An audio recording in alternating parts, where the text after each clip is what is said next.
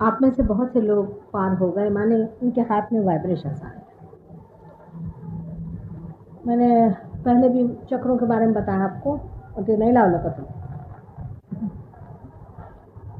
और मैं ये गृहित कर रही हूँ कि आप में से काफ़ी लोगों के हाथ में वाइब्रेशन आ गए, लेकिन ऐसे भी बहुत से लोग यहाँ देख रही हूँ कि जिनके नहीं हुए। अब मैं मेरी ये समझ नहीं आ रहा है कि अच्छा नमस्ते करने आया। अच्छा नमस्ते। वर्मा जी, उनका ये कहना है कि भाषण देते वक्त कोई सामने नहीं आए, नहीं तो डिस्टर्ब हो जाते हैं सब लोग। अच्छा, अब जो लोग पार हो गए, जिनके हाथ से वाइब्रेशंस आ रहे हैं, और जो निर्विचार हो गए, उनके लिए कोई बात कही जाए तो उनको भी सुन लेना चाहिए जो अभी नहीं हुए, क्योंकि वो भी हो जाएंगे पार। पार तो जितने भी हो सकते होने चाहिए, और हो ही सकते हैं, अधिकतर लोग हो जाते हैं। लेकिन अगर किसको अपनी पहले ही से दिमागी जमा खर्च हैं बहुत सारे, और कुछ आइडियाज़ हैं धर्म के बारे में, पार होने के बारे में, और ये और वो, तो ज़रा उसको टाइम ज़्यादा लगता है, क्योंकि पहले उसको उसके रास्ते पे लाना पड़ता है। जैसे कोई दूसरे रास्ते पे चला गया हो, जैसे अभी आपने मुझे चिट्ठी दी, ये बिल्कुल उल्टा रास्ता है, आपने जो बताया एकदम उल्टा रास्ता, और वो यही धंधे करते आ रहे हैं, और हज़ारों आदमी उनके पास जाते हैं, और इसी तरह से उनका सर्वनाश होते जाता है। अभी सर्वनाश में मैं हिसाब लगा रही थी कि इस देश में वर्तमान में करीबन 3 करोड़ लोगों का सर्वनाश हुआ है, अपने भारतवर्ष में कम से कम।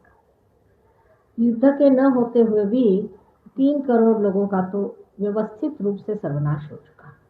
उनका बचना बहुत ही कठिन है। एक तो उनका इधर आना ही मुश्किल है, और आएंगे भी तो ऐसी हालत में कि बिल्कुल आखिरी दशा में आएंगे। तो अब उनके बारे में यही सोचना चाहिए कि ठीक है, अगले जन्म में देखें।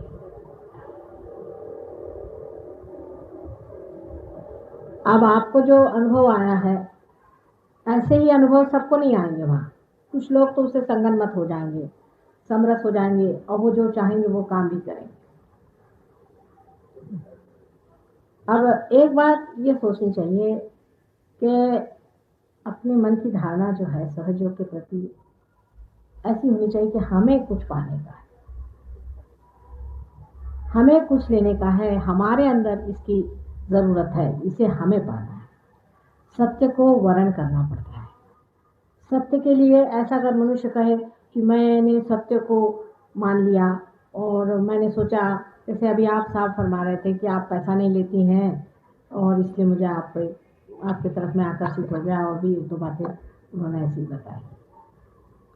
ठीक है, आपका कहना कि आप इस वजह से आकर्षित हुए, आप आए और ये आपने किया, लेकिन ये धारणा ठीक नहीं मन की, कि इसमें यह है कि जैसे कोई हमारी गरज है, आपकी कोई।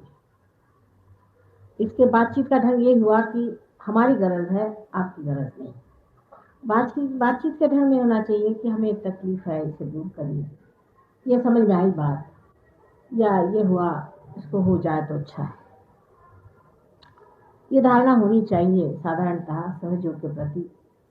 कारण दो चीजें हैं, एक तरफ आप हैं, एक तरफ सारे देवता हैं, और देवताओं के अपने अपने स्थान बने हुए हैं चक्रों में। उनको अगर आपने अपमानित किया हो, दुखी किया हो, या उनको इंज्योर किया हो, किसी तरह से उनमें आघात पहुंचे हो, तो उनको जगाने में बहुत कुछ करना होगा, उनको व्यवस्थित लाने में बहुत कुछ करना होगा। और उनको व्यवस्थित लाने के लिए जो भी मेहनत हम कर रहे हैं, उसमें अगर आप सहमत नहीं हैं तो वो तो कभी भी नहीं होगा। ये सोच लीजिए कि यहाँ एक मिनिस्टर साहब है, आपको उनसे मकान चाहिए, एक सीधा ही अपना संसारिक लोगों को संसारिक बातें ज़्यादा समझना है। अब आपको मिनिस्टर के पास जाना है, उनसे एक मकान लेना है। अब उसके लिए आपने कोई एक ऐसा इंसान ढूंढ लिया जो उनसे कह सकता है, क्या आप मिनिस्टर साहब से कह दीजिए कि हमें मकान दे दें। लेकिन अगर मिनिस्टर साहब ये जान लें कि आप सहमति नहीं है मकान लेने की, तो वो मकान कैसे मिलेगा, पहला ऐसा। फिर आप जिससे कह रहे हैं उससे भी आप अगर किसी तरह से सहमत नहीं हैं तब भी आपको मिनिस्टर साहब क्यों माननी चाहिए। इसी तरह से इस चीज़ को समझना चाहिए कि जब आप सहज योग में आते हैं तो ये सोचना चाहिए कि सहज योग एक परमेश्वर की देन है और ये आपके लिए अंदर में व्यवस्था की हुई है। आपको अपना दीप जलाना है, आप आइए और आप दीप जला लीजिए। अब उसमें आप बुद्धि से तर्क वितर्क करके कि भाई इसमें ऐसा है इसलिए मैं आ रहा हूँ, उसमें ऐसा है, तो आप बुद्धि के मार्ग पर आ गए। जैसे कि बहुत से लोग मुझे कहते हैं कि आप सफेदी साड़ी क्यों पहने, अगर मैं लाल पहनूं तो पूछेंगे लाल क्यों पहने। नहीं, मनुष्य की बुद्धि की बात है।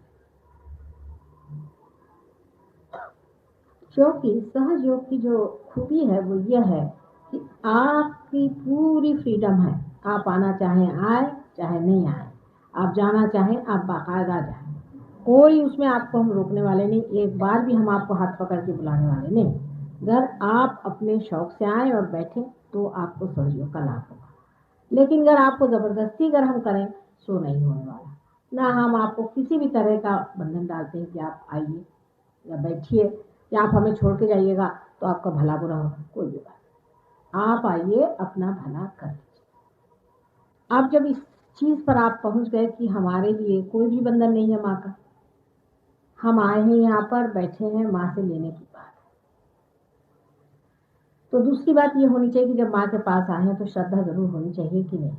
बगैर उसके आप कहें कि साहब हम तो कोई, हम आपके लिए श्रद्धा नहीं, आप हमें दीजिए, तो हम क्यों दें। सीधा ही हम तो दे भी दें क्योंकि माँ का रिश्ता है। माँ तो ऐसी थी कि कोई एक बार बेटा कह दे तो बस फिर हो गया। लेकिन और जो बैठे हुए हैं आपके बड़े दादा लोग, वो लोग तो इस चीज को नहीं मानने वाले। वो फौरन पहचानते कि आपके अंदर कोई श्रद्धा नहीं, थोड़ी सी श्रद्धा होनी पड़ेगी। ये मैं आपसे अंदर की बात बता दूं, थोड़ी सी तो श्रद्धा मेरे प्रति होनी ही पड़ेगी, और नहीं तो काम नहीं बनने वाला। दूसरे एक कि आपके अगर शरीर व्यवस्था ठीक नहीं, शरीर में कोई दोष है, कोई तकलीफ है, तो भी तकलीफ होती है। अगर आपका मन है इस पे कोई आच्छादन है, अगर आपके मन में कोई तकलीफ है, जैसे कि बहुत से पागल लोग होते हैं, किसी का दिमाग खराब होता है, कोई पजेस्ट लोग होते हैं जिनमें भूत बाधा हो जाती है, और ऐसे भी लोग होते हैं किसी कोई तकलीफ होती, उनका भी पार होना मुश्किल होता है। मैंने आपसे पहले बताया। पर सबसे मुश्किल, जैसे आपने अभी चिट्ठी दी, इन लोगों का हो जाता है। मतलब ये लोग बेचारे बेकार में फंसे हैं, जिनका माथा गलत लोगों के सामने झुक गया। तो ऐसे इंसान की कुंडलिनी उठती ही नहीं है ना। मुश्किल तो ये कि वो अपनी जगह से उठती ही नहीं। और हम कैसे जानते हैं कि गुरु हैं आपके, क्योंकि वो जब कुंडलिनी बिल्कुल जमी बैठी है तो समझ गए कि भाई ये इतनी जो रूठी बैठी हुई है, तो ये बात। अगर आपने अनेक गुरु कर लिए हैं और अनेकों सामने अपना माथा झुकाया है, तो आप हमारे ऊपर जो इस अधिकार वाणी से कहते हैं कि नहीं साहब हमें आपको पार कराना है, तो गलत बात है। हम तो ये भी नहीं कहते कि आप हमारे आगे माथा झुकाएं, नहीं, बिल्कुल भी। रियलाइजेशन से पहले कोई ज़रूरत नहीं, हम आपको रियलाइजेशन उसके बगैर ही हो जाएगी। कोई ज़रूरत नहीं आपको मेरे आगे भी माथा। पर अगर आपको रियलाइजेशन होगा तो फिर आप देखिएगा कि हमारे पैर पे आए बगैर मज़ा नहीं आने वाला, तब यही मज़ा आता है। तो ये तो फिर आप ही की फ्रीडम पर बात। लेकिन ऐसे लोगों को भी पार तो करना ही है और करते हैं, लेकिन उनको थोड़ा समय लगता है। ऐसे लोगों को पेशेंस चाहिए, बहुत ज़रूरत है पेशेंस।